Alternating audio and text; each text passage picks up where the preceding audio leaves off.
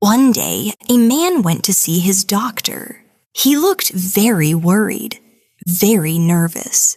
He said slowly, "Doctor, I swallowed a horse, and I feel very ill." The doctor looked at him carefully. He did not laugh. He thought for a moment.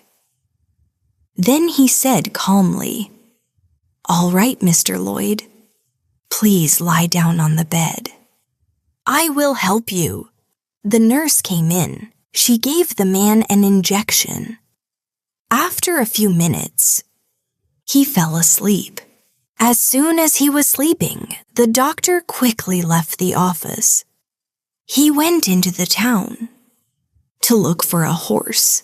After about 30 minutes, he found one. He borrowed the horse and brought it back to his office. Later, Mr. Lloyd woke up. He opened his eyes, and he saw a horse standing in front of him. The doctor smiled proudly and said, "Here is the horse, Mr. Lloyd. I have taken it out of your stomach. You are fine now." At first, Mr. Lloyd felt happy. He smiled with relief. But then, he looked at the horse again. He looked confused. He said slowly, "Doctor, my horse was white, and this one is brown."